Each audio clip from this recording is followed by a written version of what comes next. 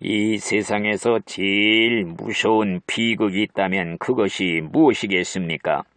아마도 전쟁에서 생기는 비극일 것입니다. 집이 불타고 평화로운 가정이 파괴되고 수많은 사람들이 학살을 당합니다. 먹을 것이 없어 굶어 죽어가는 어린 자식을 보는 부모의 가슴은 찢어질 것입니다. 이 세상에서 생기는 비극도 이렇게 무서운데 장차 지옥에 들어가서 당할 비극은 얼마나 더 비참하겠습니까? 그러므로 이 세상에서 가장 끔찍한 일은 죽는 순간까지 하나님을 대적하고 예수를 믿지 않다가 죽을 때 마귀한테 결박당해 지옥으로 끌려 들어가는 버림받은 죄인들의 비명소리인 것입니다. 소망 없이 한 사람의 생명이 죽어가고 있는 것을 상상해 보시기 바랍니다. 이 사람의 운명이 얼마나 무섭습니까? 이 사람에게는 오직 죽지 않는 벌러지가 사는 암흑과 절망의 땅이 준비되어 있는 것입니다. 그것은 저주받은 영혼을 파멸시키는 지옥이 끝없이 전개될 뿐입니다. 잠시 지옥의 문을 열고 지옥에서 들려오는 비명소리를 한번 들어보시기 바랍니다. 내 형제들을 나 있는 곳에 오지 않도록 누가 가서 말 좀 해 주십시오. 이 비명소리의 주인공은 어리석은 부자였습니다. 그는 세상에 사는 동안에는 하나님이 필요하다고 느껴본 일이 한 번도 없었던 것입니다. 그의 머릿속에는 죽으면 모든 것이 끝나니 살았을 때 실컷 즐기자는 생각뿐이었습니다. 결국 그는 내세를 준비하지 못했고 그래서 지옥으로 들어갔던 것입니다. 정작 지옥에 가서야 하나님의 필요성을 깨닫고 부르짖어 기도했습니다. 그러나 이미 때가 늦었습니다. 지옥에서는 기도가 소용이 없는 것입니다. 지옥이 얼마나 고통스러웠던지 그 누구도 지옥에 오지 않도록 제발 죽은 사람을 좀 세상에 살려보내서 내 형제들에게 말 좀 전해 주시오. 만약 이 부자가 살아올 수만 있다면 제발 예수 믿어야 된다고 간절히 경고를 했을 것입니다. 지옥은 너무나 무서운 곳이니 절대 가서는 안 된다고 간절히 경고했을 것입니다. 성경이 말하는 지옥은 물 한 방울도 마실 수 없는 곳입니다. 죽고 싶어도 죽을 수조차 없는 곳입니다. 당신은 이 부자처럼 살아있는 동안에는 하나님의 필요성을 절실히 느끼지 못하고 살고 있을 것입니다. 그러나 정작 죽은 후에야 비로소 모든 것을 깨닫게 되지만 이미 때가 늦는 것입니다. 당신은 이 부자와 같은 비극의 주인공이 돼서는 결코 안 될 것입니다.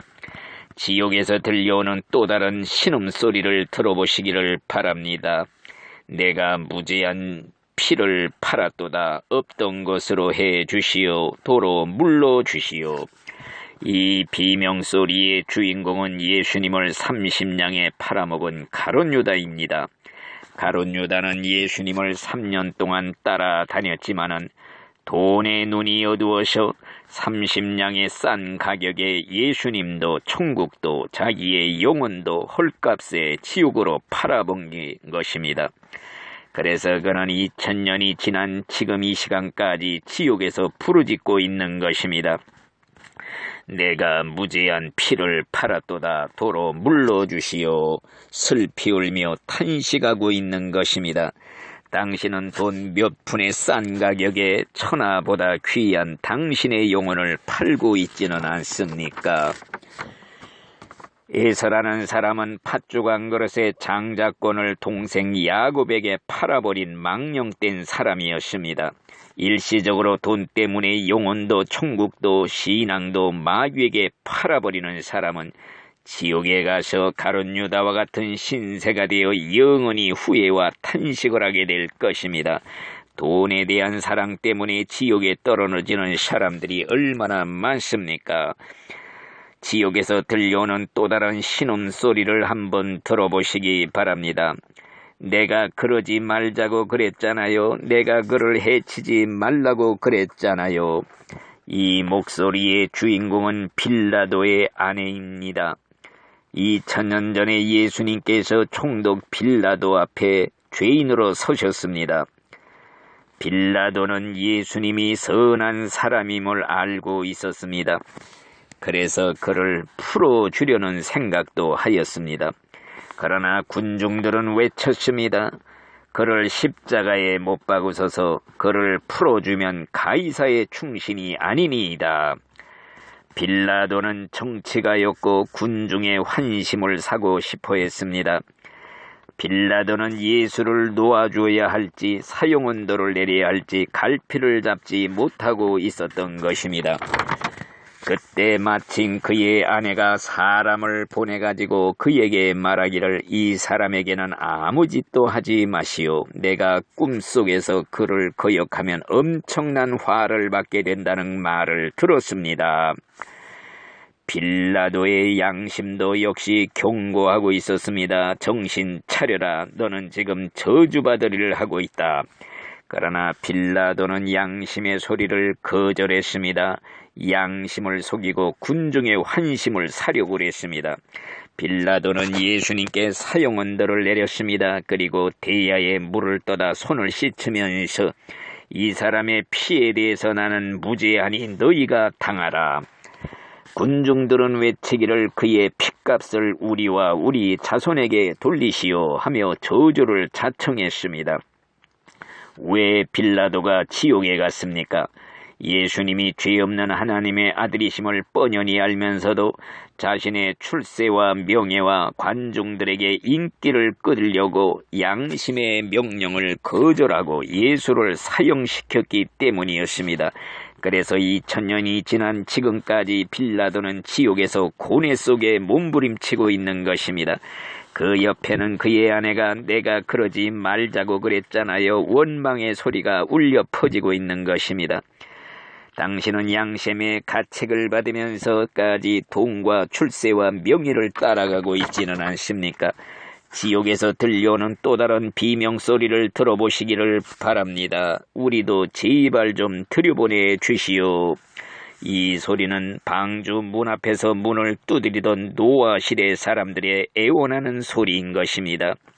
옛날 하나님은 세상이 너무도 타락했기에 홍수 심판을 작정하셨습니다. 그런데 하나님은 의인인 노아에게 큰 배 방주를 만들도록 지시를 했습니다. 노아는 사람들에게 홍수 심판이 임박했으니 방주로 들어오라고 외쳤습니다. 그러나 사람들은 노아를 비웃으며 조롱했습니다. 하나님께서는 하늘의 창을 열고 40일 동안 밤낮 비를 내리며 세상을 물로 심판하신 것입니다. 온 세상이 물로 뒤덮였고 사람들은 방주로 달려가 문을 두드리며 울부짖었습니다. 그러나 때는 이미 늦었습니다. 한 번 닫힌 방주의 문은 영원히 열리지 않았던 것입니다.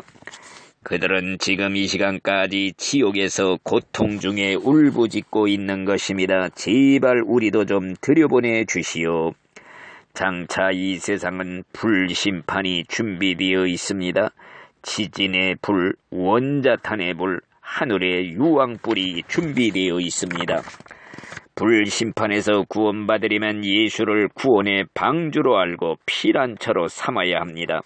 지금도 많은 전도자들은 노아와 같이 외치고 있습니다. 장래에 진노하심에서 피하라. 지옥의 심판을 피하라. 좁은 문으로 들어가라. 예수 천당 불신지요. 당신은 이런 소리를 장꼬대 같은 소리라고 비웃고 있지는 않습니까? 지금은 천국의 문이 활짝 열려 있습니다. 누구든지 원하는 자는 다 들어올 수가 있는 것입니다. 그러나 언젠가는 순식간에 영원히 닫히게 될 것입니다. 당신에게도 구원의 기회는 일생 수백 수천 번 찾아옵니다. 지옥에 간 사람들은 그 수많은 기회들을 다 놓쳐버린 사람들인 것입니다. 지옥에 가면 다시는 기회가 없습니다. 이제 후로는 무서운 고통만이 기다리고 있는 것입니다. 그래서 지옥에서는 슬피 울며 이를 가는 소리만이 들려올 뿐인 것입니다. 죽고 싶어도 죽을 수조차 없는 지옥입니다. 물 한 방울조차 없는 지옥, 수천 수백도의 물못에서 고통만 당하는 곳입니다. 만일 여러분들이 그곳에 가게 된다면 이것이 정녕 꿈이었으면 얼마나 좋겠습니까마는 꿈이 아닙니다. 살을 꼬집어 와도 생생한 현실입니다.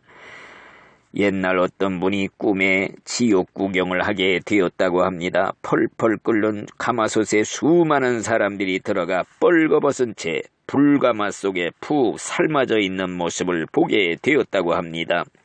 그때 그분이 생각하기를 한정탕에 들어가면 땀을 내다가 견디지 못하면 뛰쳐나올 수가 있건만은 지옥의 불가마 속에 들어가면 아무리 뜨거워도 나올 수 없다는 것을 생각하니 등골이 오싹하더랍니다.